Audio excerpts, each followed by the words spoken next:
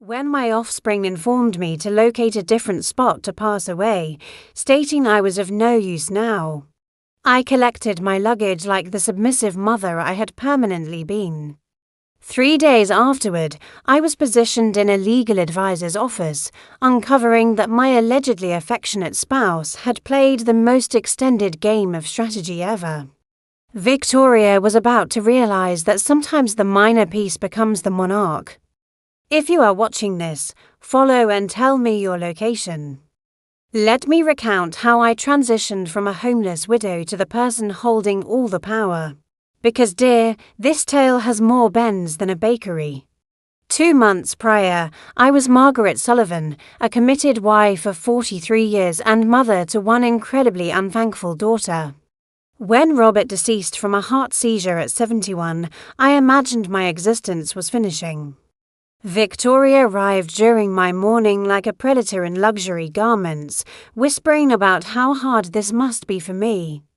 "Mum, you cannot possibly manage this large dwelling alone," she stated, her voice dripping with artificial sympathy.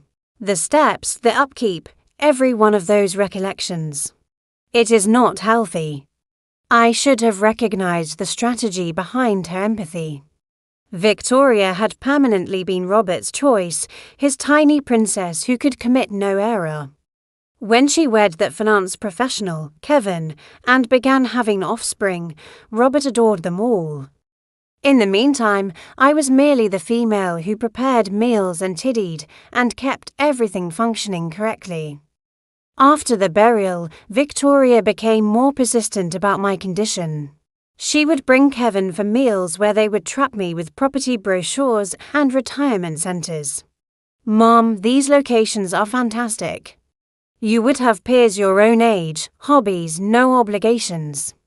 What they truly intended was no legacy to divide, no troublesome mother to manage. The concluding strike arrived last Tuesday. I had been residing in what Victoria now labelled our dwelling for 6 weeks since Robert's passing, still resting in the spare room, because I could not tolerate clearing out our bedroom. Victoria came without notice with Kevin and massive bags. "Mother, we have reached a verdict. Kevin received the advancement, and we must relocate into the city immediately. This residence is ideal for us." I looked at her, not fully understanding "move in." "But this is my residence." Victoria's facade dropped for a moment, showing the frozen strategy beneath. In reality, Mother, according to Father's testament, I obtained everything. The residence, the funds, all of it. "I have been permitting you to stay here from mercy, but it is time for you to locate your own spot." The sentences struck me like a physical impact. "Victoria, surely there has been a mistake. No error. Father knew I would take superior care of his wealth than you ever could. You never grasped currency or finance. You were merely the wife. Merely the wife." 43 years minimized to those 3 words. That was when she gave the fatal blow. "Find another place to die. You are useless now." I packed my belongings in a fog. 43 years of matrimony squeezing into 2 bags and a small container of pictures. Victoria observed from the entrance, inspecting her watch like I was causing her to be late for something vital. "There is a decent elder facility on Maple Street," she suggested with the vigour of someone praising a mediocre eatery. "Very cheap. I am certain they have vacancies are cheap." My offspring was obtaining $33 million, and she was hinting I look into what was basically a charity home for the aged. Kevin stowed my bags into their luxury car with the speed of someone discarding trash. "Margaret, you will enjoy having your freedom again," he remarked, not quite looking at me. "No more stress about house repairs or land levies. No more residence," he meant.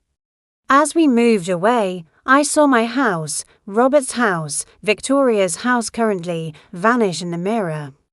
The paradox was not lost on me. I had spent for decades transforming that house into a home. Organising Victoria's parties, caring for Robert through his sickness, keeping every detail he valued. Now I was being taken to a cheap motel like a rejected visitor who had stayed too long. The Sunset Inn was precisely what you would anticipate from a spot costing $49 nightly. Thin walls, smaller towels, and a floor covering that had seen better times. Victoria gave me $200 in currency like she was rewarding a cleaning lady. "This should last you for several days while you settle."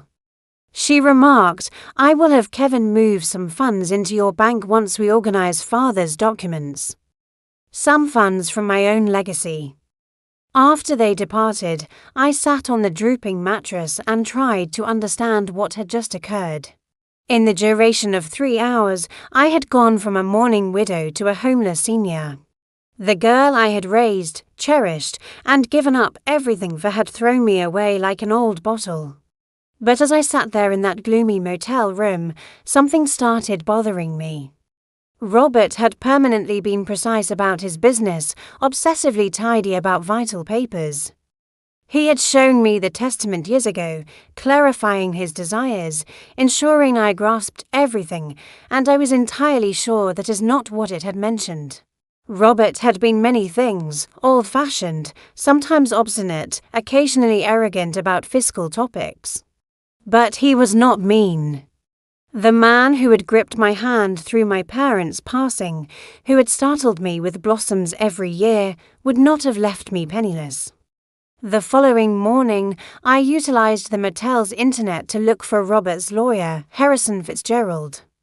The same attorney who had managed our property acquisition and various commercial items over the years. His workplace was in the city, a 20-minute transit ride that cost me valuable money, but felt vital. Harrison Fitzgerald was a notable man in his 70s with soft eyes behind metallic spectacles. When his assistant announced that Mrs. Sullivan was present regarding her husband's property, he seemed truly astonished.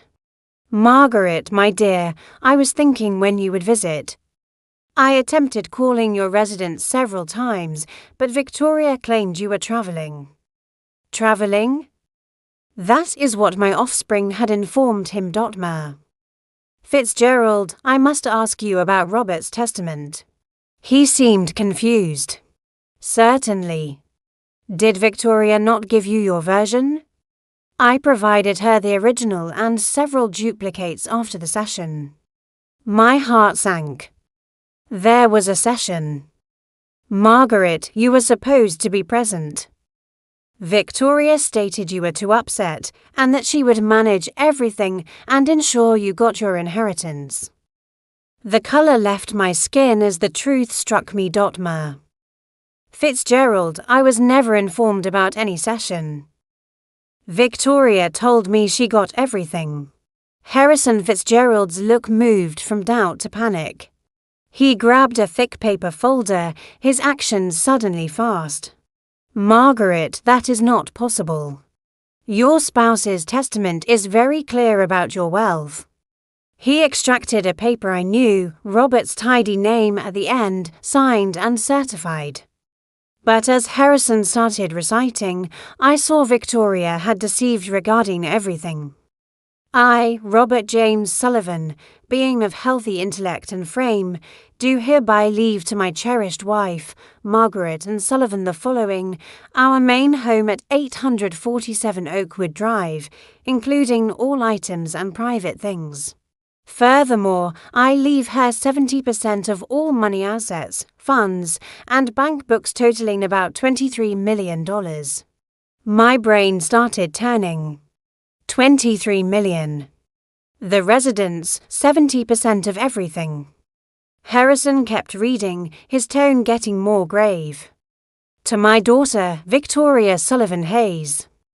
I leave 10 million to be kept in a trust with payments starting on her 4th to 5th birthday, based upon her behaviour toward her mother after my passing, based upon her behaviour toward me.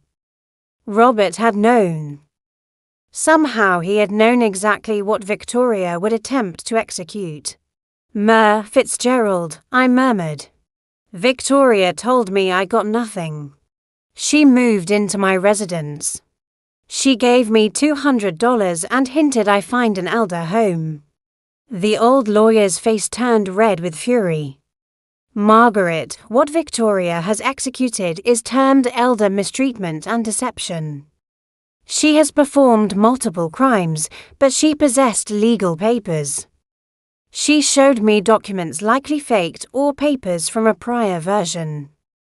Your spouse revised his testament 6 months before his passing specifically because he was worried about Victoria's conduct toward money and her feeling of entitlement. The area was turning. All those moments Victoria had ignored my views, spoken over me during family meals. Rolled her eyes when I tried to add to talks about their pricey trips or Kevin's commercial deals. Robert had been observing, checking, making choices. There is more, Margaret. The trust rule for Victoria specifically mentions that if she fails to treat you with honor and pride after my passing, the entire $10 million goes to you instead. I looked at him in disbelief. Are you saying I am saying your daughter just lost herself $10 million? Her wealth is now yours too. You are not getting $23 million, Margaret. You are getting $33 million. Plus the residence and all private assets. The paradox was so ideal it was nearly humorous. Victoria had been so quick to take her wealth that she had started the very rule made to shield me from her avarice. What do I execute now? I questioned, my voice hardly steady. Harrison grinned, and for the initial time since Robert's passing, I saw real kindness pointed at me. Now, my dear, we notify the authorities about the deception, and then we notify Victoria and tell her she is about to get the shock of her life. Can she dispute this? With what currency? She is about to learn that every bank book she thought she managed actually belongs to you. Every fund, every bank record, every property except your residence is blocked pending review of her illegal acts. I thought about Victoria in my residence, likely already arranging repairs, buying new furniture with currency she thought was hers. Kevin was likely calculating how the wealth would change his fund collection. They had no thought that in about 6 hours their whole world was going to burst. Harrison Fitzgerald's workplace became the center for what he happily termed Operation Justice. He spoke to the authorities, the banks, and a secret investigator while I sat in his chair, still thinking about the size of Victoria's lie. The faked papers are quite complex, Detective Rodriguez clarified as she checked the wrong testament Victoria had shown me. This was not a quick crime. Someone arranged this with care. You believe Victoria had assistance?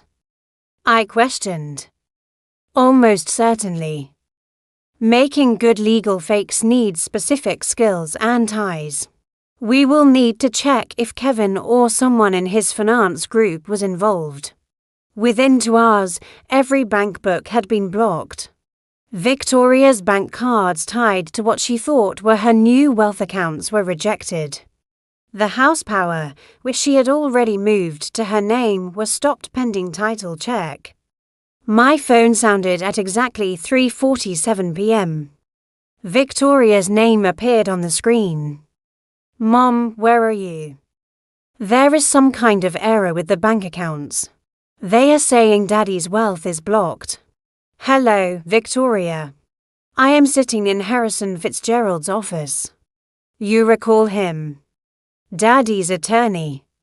The person who read the true testament to a vacant area while you told him I was traveling. Quiet then. Mom, I do not know what you think you found, but I found that you are a deceiver and a robber, darling. I also found that your father was much more clever than either of us thought.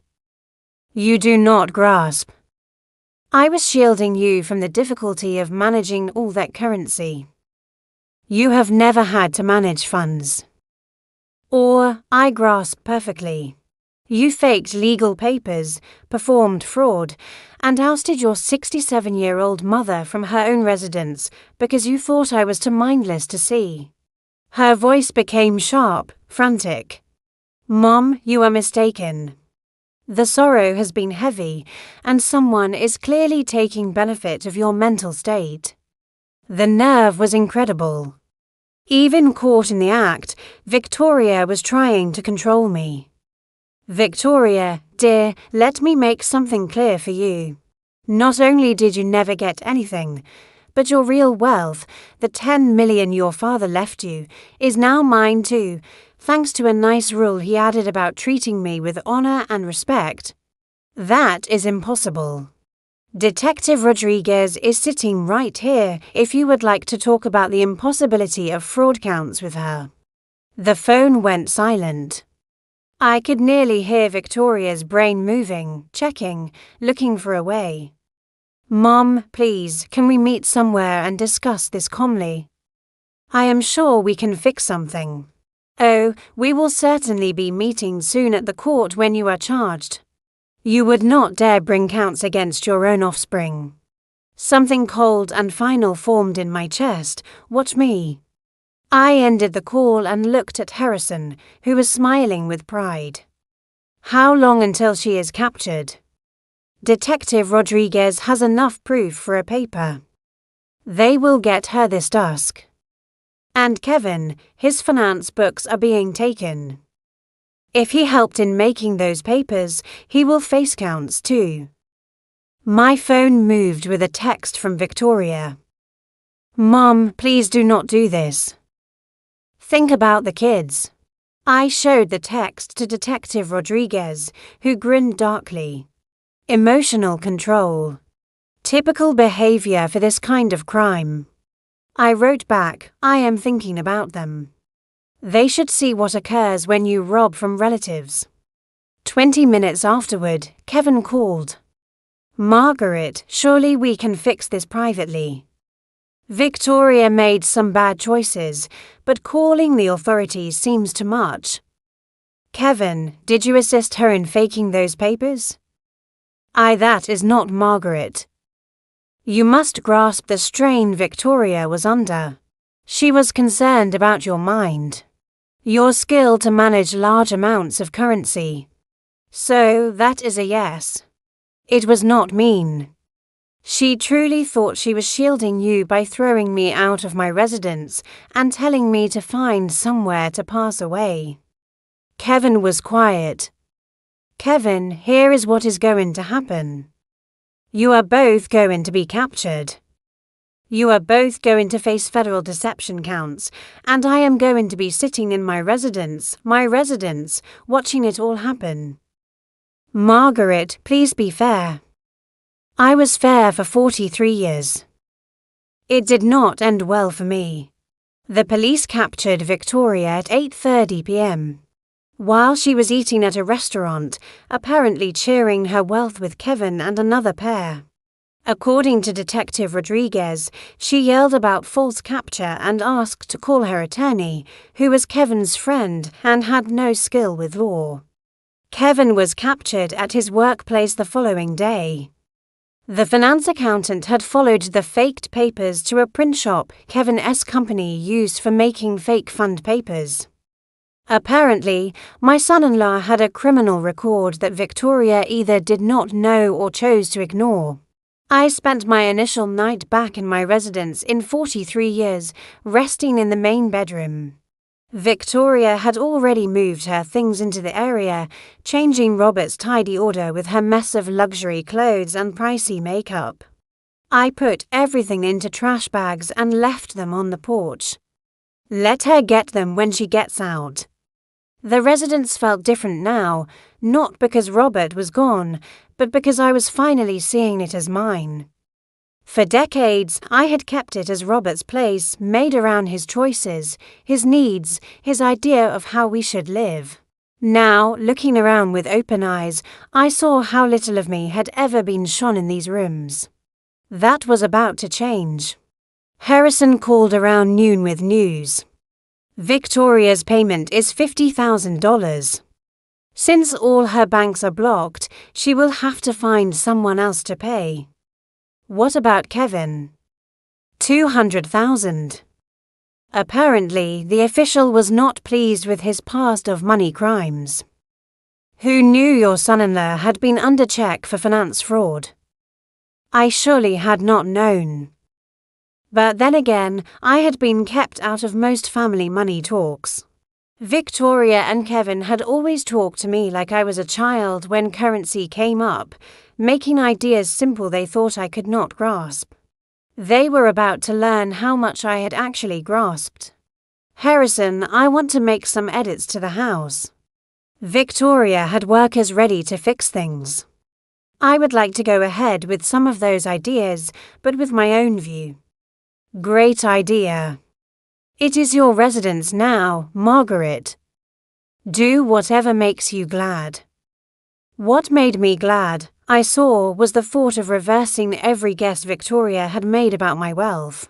She planned to clear the kitchen, change the wood floors, and turn Robert's office into a wine room. I was going to change the office into an art room and the wine room ideas into a library. My phone sounded. Unknown digits. Mrs. Sullivan, this is Jonna Cooper from Channel 7 News. We understand you are the target of a major elder fraud event involving your daughter. Would you be willing to share your tale? News was spreading. In a city this size, the capture of a known finance worker and his wife for robbing his elderly mother-in-law was news. Ms. Cooper, I value your interest, but I am not ready to make public talks. I grasp this must be hard, but your tale could assist other seniors see signs of family money abuse. She had a point. How many other females my age were being controlled by adult offspring who saw them as troublesome? Blocks to wealth. If I decided to tell my tale, would I have power over how it is shown? Absolutely. We could set an interview where you would have final say. I thought about Victoria, likely sitting in a cell right now, still thinking this was all a mistake she could talk her way out of. Miss Cooper, let me get back to you. I might have quite a tale to tell. After hanging up, I served myself a glass of the pricey wine Kevin had sent us for the holiday. Wine I was apparently now drinking in my own residence, bought with my own currency, while thinking whether to publicly shame my daughter on screen. Life had certainly taken a curious turn. The chime sounded at 7 o'clock a.m. sharp. Through the glass, I could see Victoria on my porch wearing yesterday's garments and looking like she had aged 5 years in one night. She had gotten out somehow. I opened the entrance but did not invite her inside. Mom, please, we must talk. We talked yesterday. You told me to find somewhere to pass away. I found somewhere to reside instead. Victoria's eyes were red. Her usual perfect calm totally broken. I made errors, awful errors, but I am still your child, are you? Because children do not usually fake legal papers to rob their mother's wealth. I was not robbing. She halted, clearly trying to find words that did not sound illegal. You were what, Victoria? I was trying to shield you from making bad money choices. You have never managed large amounts of currency. Even now, even after being captured for fraud, she could not speak the truth. In Victoria's mind, she was still the victim of my unfair hopes. Victoria, let me share something your father told me 6 months before he passed. He stated he was concerned about your sense of greed, your attitude toward currency, and how you managed people you thought were below you. Her face went white. Daddy never stated that. He stated you reminded him of his sister, Eleanor. Pretty, charming, and totally unable of thinking about anyone but himself. He told me he was editing the testament specifically because he was scared of what you would do to me if you had power. That is a lie. I took out my phone and showed her a sound recording. Actually, it is not. Your father made a video talk explaining his choice to be shown if you ever fought the testament or if you managed me badly after his passing. Victoria looked at the phone like it was a snake. He knew, darling. He knew exactly who you were under all that charm. The only thing he did not see was how far you would actually go. Play it, she murmured. I tapped the screen, and Robert's voice filled the morning, clear, steady, and totally crushing. If you are hearing this, Victoria, it means my doubts about your spirit were right. I hoped I was mistaken. I hoped that my daughter had more honor than I thought. But if Margaret is showing this sound, it means you have proven me right in the worst way. Victoria sat on the porch stairs as Robert's voice kept going. I spent 43 years seeing your mother give up her dreams, her goals, her freedom to look after our family. She worked small jobs to help pay for your school while I made my company. She delayed her learning, gave up work chances, and gave herself into being the partner and mother she thought we needed. The sound kept going for 3 more minutes, each word carefully picked. Each sentence a knife cutting through Victoria's excuses and lies. By the time you hear this, you will have found that managing your mother badly has cost you everything. I hope it was worth it. When it finished, Victoria was sobbing. Not the nice tears she had used to control people since youth, but messy, broken cries. He hated me, she whispered. No, Victoria, he cherished you enough to hope you would prove him wrong. You chose to prove him right instead. She looked up at me, black lines on her face. What happens now? Now you face the results of your acts. The fraud counts, the check, the public shame.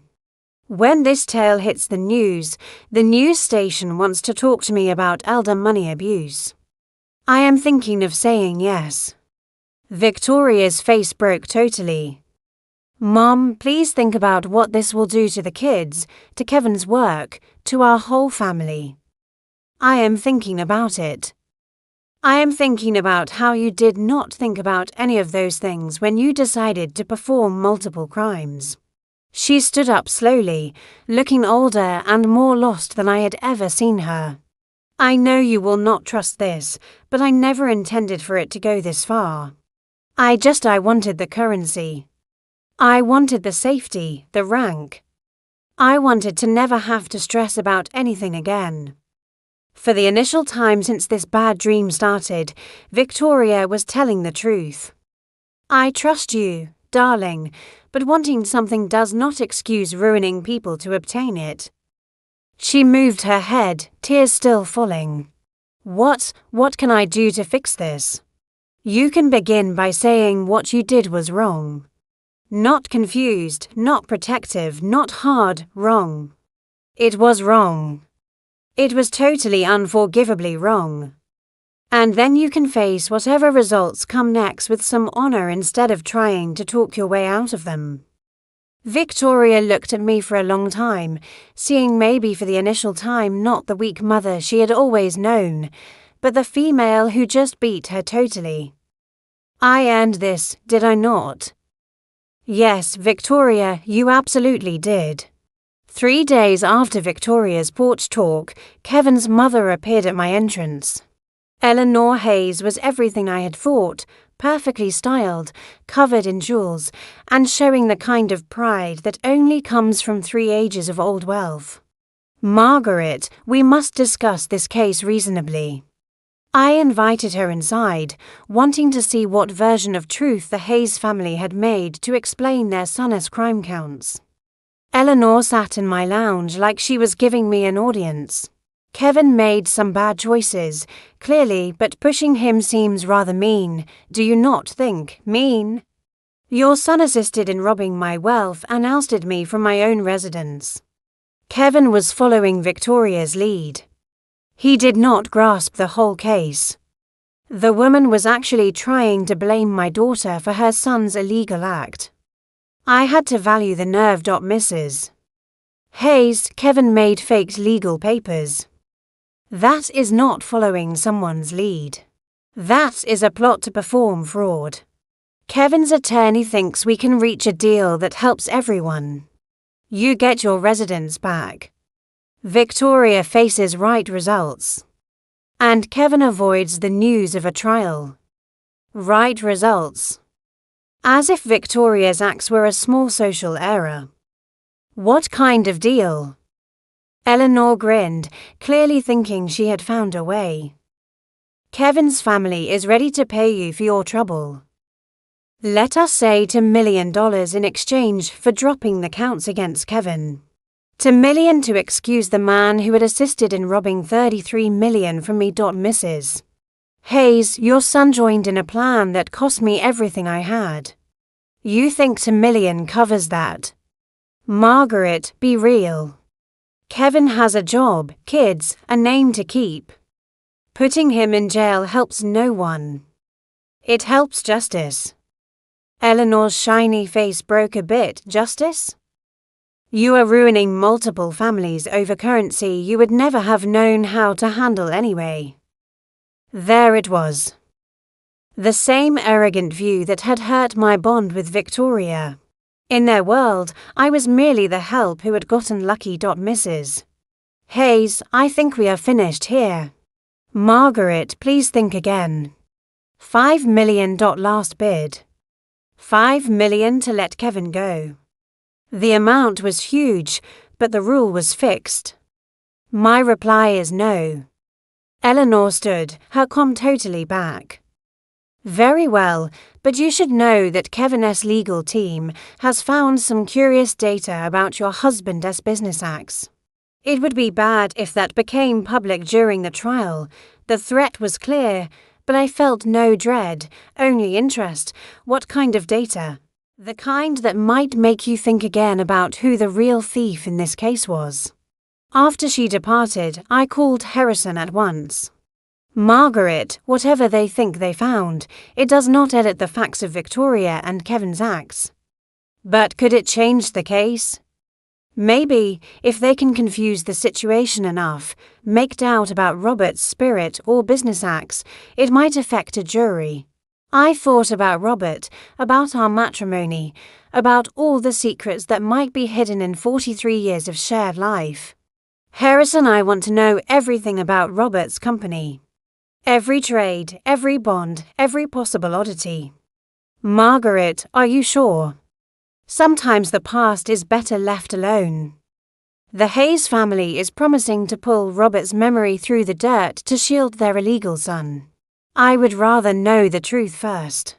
That night, I sat in Robert's office, my office now, and began going through his papers in order. Robert had been very tidy, every paper dated and sorted. But as I went deeper into his company books, I began finding items that did not quite make sense. Funds to fake companies, service fees that seemed too high, bonds with firms that seemed to exist only on paper. By midnight, I had found something that changed everything I thought I knew about my partner. The secret investigator Harrison suggested was a sharp woman named Carol Chen who focused on money crimes. She spent 6 hours in Robert's office taking pictures of papers and building what she termed the real image of my partner's company empire. Mrs. Sullivan, your spouse was running a complex money-cleaning job through his service firm. We are talking about millions of dollars in illegal trades over the last 10 years. The news struck me like a physical hit. That is impossible. Robert was the most fair man I knew. I am sorry, but the proof is huge. He was cleaning currency for crime families using his fair company as a cover. I looked at the papers across Robert's desk. Bills for work never done. Service deals with firms that did not exist. Payment plans that matched known illegal acts. How long has this been occurring? Based on these books, at least 12 years, likely more. 12 years. While I was arranging dinner meals and going to charity events, my spouse was helping crime groups. Mrs. Sullivan, there is more. The 10 million Robert left Victoria, that currency came straight from cleaned funds. If the FBI finds this, they will take everything as results of crime. The area started turning. Everything. The residents, the funds, all of it. Unless what? Carol looked uneasy. Unless Victoria and Kevin's legal team already knows about this and is planning to use it. If they tell the FBI about your spouse's crimes, they might be able to get a deal in exchange for help. My daughter and her partner were not just robbers. They were holding a bomb over my head. What are my choices? Legally, you could talk to the FBI yourself, come forward on your own, and hope for mercy. You would lose most of the currency, but you might keep the residence. And if I do not, Victoria and Kevin's lawyers will likely leak this data. You will lose everything anyway, but you will also face possible counts for knowing about crime gains. I thought about Eleanor Hayes' smug pride, her belief that I would take their deal. They had known about Robert's crimes all along. Carol, how did they find out about this? Kevin is a finance worker. He would have seen the signs in your spouse's money books. The query is, what are they planning to do with this data? My phone sounded. Victoria's digits. Mom, we must meet tonight. There are things you must know about Daddy that change everything. I already know Victoria. Silence. Then you know what? I know about the money cleaning. I know about the crime ties. I know that everything your father left us is bad. Mom, listen to me well. Kevin's lawyers have been talking with the FBI. They are ready to let us change our case. What kind of change? Kevin gets a deal in exchange for giving data about Daddy's crime group. You get to keep 5 million and the residence. The rest goes to the state and you. The fraud counts vanish. We all walk away from this mess. It was smart in a cold way. Victoria had turned my win into her game move. Victoria, you are asking me to help you gain from your crimes by using Daddy's crimes. I am asking you to be smart. The choice is losing everything and maybe facing counts yourself. I looked around Robert's office, seeing it well for the initial time. The pricey items, the rare books, the art group, all of it bought with blood currency. I need time to think. Mom, the FBI meeting is tomorrow morning. Kevin's lawyer needs an answer tonight. After hanging up, I sat in the dark of Robert's office. Surrounded by the proof of his double life, 43 years of marriage to a stranger. A daughter who had inherited more than currency from her father, she had inherited his skill for lies. But she had made one big error. She had underestimated who I was when my back was against the wall. I took the phone and called Carol Chen. Carol, how fast can you get me a meeting with the FBI? I have a tale to tell them, and I think they are going to find it very curious. FBI agent Sarah Martinez looked exactly like what a movie would pick for a federal worker. Grave, smart, and totally immune to charm. She sat across from me in Harrison's room, taping our talk and taking notes with machine speed. Mrs. Sullivan, you grasp that by coming forward on your own, you are maybe admitting to gaining from crime funds. I grasp, but I would rather tell you the truth than let my daughter and her partner use this case to their gain. I showed everything. Robert's secret company, Victoria's fraud plan, Kevin's fakes, and the threat disguised as a deal. Your daughter thinks she can trade data about your spouse's crimes for a deal from her own counts. That is exactly what she thinks, and she thinks I will help because I am scared of losing everything. Agent Martinez grinned for the initial time. Are you scared, Mrs. Sullivan? Agent Martinez, 2 weeks ago, I was a mourning widow resting in a cheap motel. Today, I am sitting here on my own telling federal agents about my dead partner's crime group. Dread is no longer my main feeling. What is anger? Pure clear anger at being controlled by people who thought little of my mind for decades. Agent Martinez's grin grew. Mrs. Sullivan, would you be willing to wear a mic? 3 hours afterward, I was sitting in my lounge with a recording tool on my chest, waiting for Victoria and Kevin to come for what they thought was a surrender. They knocked at exactly 8 o'clock p.m., both dressed like they were going to a business meal.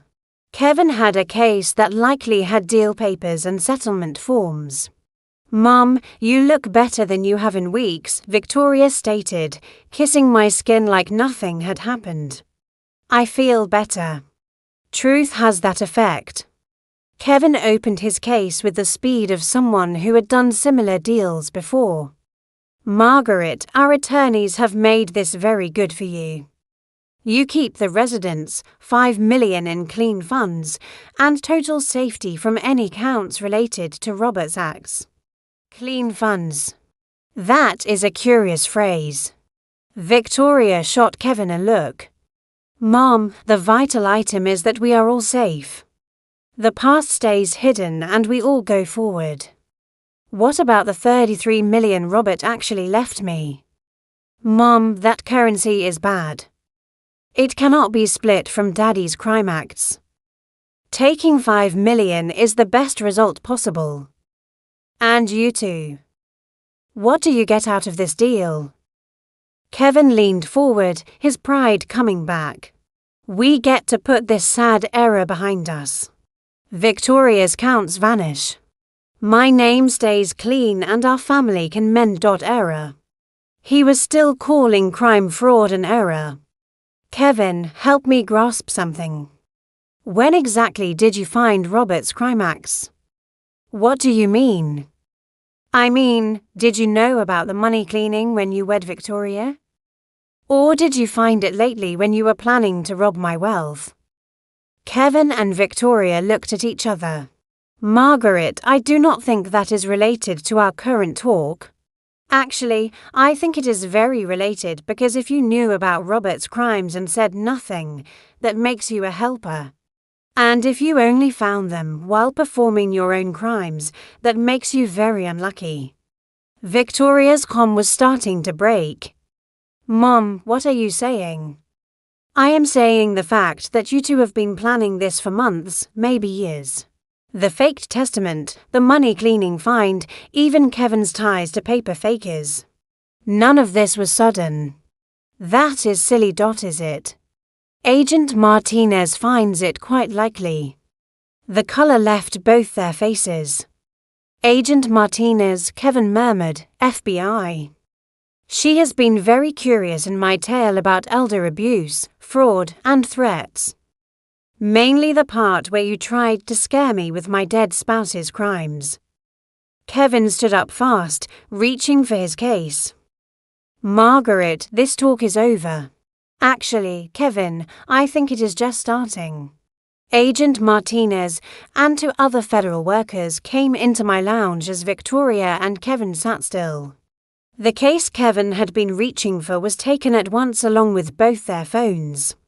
"Victoria Sullivan Hayes and Kevin Hayes, you are under arrest for a plot to perform fraud, elder abuse, and trying to scare a witness."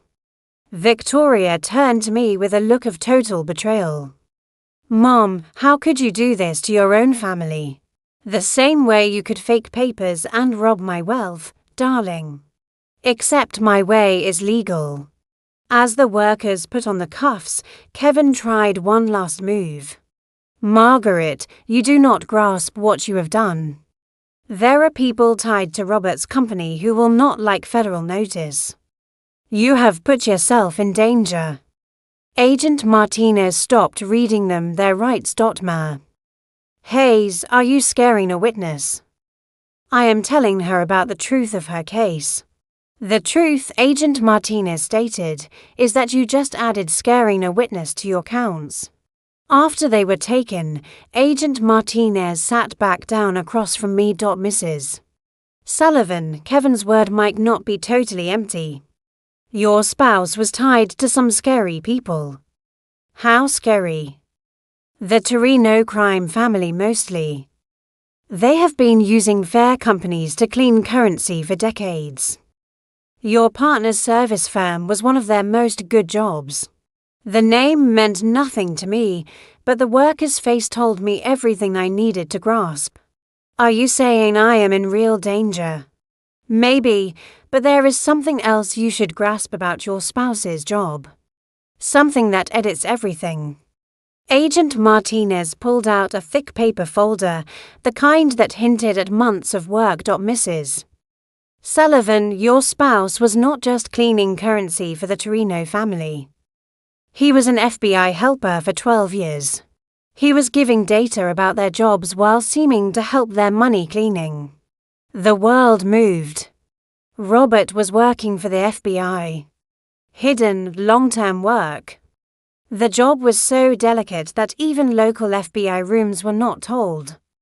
Your partner was helping us build cases against multiple crime groups. But the currency was real. The FBI let him keep a bit of the cleaned funds as pay for his help and to keep his cover. Everything he left you was gained through fair federal help. I looked at her, trying to process this news.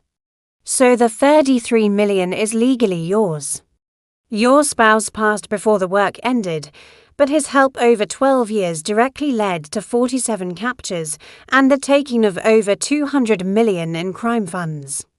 Why did no one tell me? Because the work was going on and because we were not sure about your part or knowledge.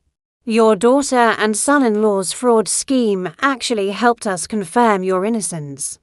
Victoria and Kevin did not know any of this. They thought there was crime, but they had no thought about the federal help. They were planning to scare you with data that would have actually cleared your husband. The irony was so ideal it was nearly like a poem. Victoria had tried to rob my wealth twice. Once through fraud and once through threats based on half-truth. Agent Martinez, what happens now? Now you get your currency back, your daughter and son-in-law face federal counts, and you get to pick what kind of life you want to make with your fair wealth. And the danger Kevin mentioned, the Torino group will be too busy with their own legal woes to worry about you. We are doing search orders across 3 states tomorrow morning. I looked around my lounge, seeing it again then as the spot of my rise rather than my shame. Agent Martinez, can I ask you something? Of course. In your expert view, am I a bad person for feeling glad about Victoria's capture? Agent Martinez grinned. Mrs. Sullivan, in my expert view, you are a female who refused to be a victim. That is not bad. That is great. 6 months afterward, I stood in the kitchen of my renovated house making coffee for 2. The morning sun came through new glass that actually opened well, lighting up surfaces I had picked myself for the initial time in 43 years. Good morning, Margaret, Dr. Sarah Chen. Carol's sister and my new money advisor appeared in the entrance carrying a thick folder of fund. Reports, good morning, Sarah, ready for our talk. The past 6 months had been a rush of legal acts, news talks and personal change. Victoria and Kevin were each doing 18-month federal times. The news reports of their crimes had made me a known person in senior aid groups. Your collection is doing great, Sarah stated, sitting at my new table. The charity group is totally working, and the school fund has already picked its first students. The Margaret Sullivan Foundation for Elder Protection had become my main goal. Using $15 million of my wealth, we were paying for legal help for seniors facing family money abuse and helping law edits to make elder safety stronger. Any news on the movie? Netflix confirmed the deal. They want to start filming next month. My tale had grabbed news interest far past the first reports. The Mother's Revenge, an American crime tale, was being made as a series with the gains going to elder aid groups. And Victoria, Sarah's face became careful. She has written again. Her attorney says she wants to say sorry and ask for mercy. Victoria had written me 17 letters from federal jail. I had read the first few, which were from making excuses to frantic. Before picking to stop opening them, some bonds once broken cannot be fixed with words. Sarah has my view on that edited. Not according to our past talks, but people do change, Margaret. Even people who have made awful choices. I thought about the female I had been 6 months ago, mourning, leaning, willing to take whatever bits of honour my family gave me. That female might have felt forced to excuse Victoria to fix a bond based on blame and habit. But that female was gone. Sarah set a meeting with Victoria's attorney. Not to fix things, but to make something clear. What kind of thing? I want Victoria to grasp that her acts had results past legal jail. I want her to grasp that she ruined our bond forever, and that her children will grow up knowing why their mother went to jail.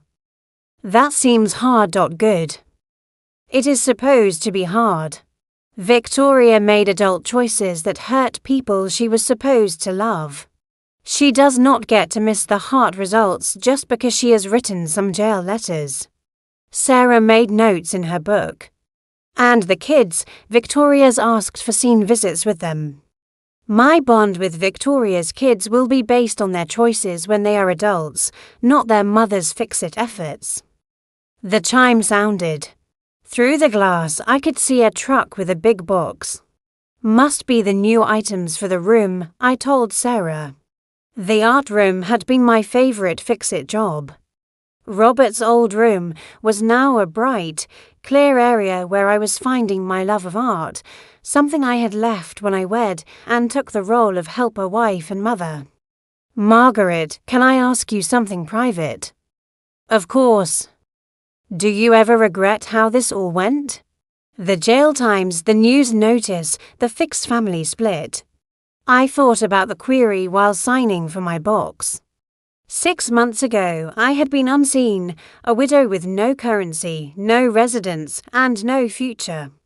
Today, I was a rich giver with a group, a movie deal, and a goal that went far past my own living. Sarah, my daughter, tried to rob everything I had and leave me homeless. My son-in-law made faked papers and scared me with threats. They showed me exactly who they were when they thought I was weak, but they are still family. No, they are still DNA. Family are the people who shield you when you are weak, not the people who use your weakness for gain. Sarah closed her book, happy with my reply. Also, I added, look what I turned into when I stopped letting them name my value. After Sarah departed, I walked through my residence. Truly, my residence now, styled to my taste, kept around my goals. In the art room, I showed my latest work, a self-image of a female standing in bright light, her face turned toward the future. The female in the work looked nothing like the mourning widow who had packed her life into bags 6 months ago. This female looked strong, free, brave. She looked like someone who had learned that the best payback is not getting back, it is turning into everything your foes never thought you could be. Outside, the sun was going down behind trees I had put in soil that belonged to me, on land I had kept through mind and grit rather than got through marriage or birth. Tomorrow, I would keep making the life I had picked rather than the life others had set for me. And if Victoria wanted to mend a bond with this female, she had better bring much more than jail letters and empty words. She had better bring a total change, one that matched my own. Thanks for listening. Do not forget to follow and feel free to share your tale in the notes. Your voice counts.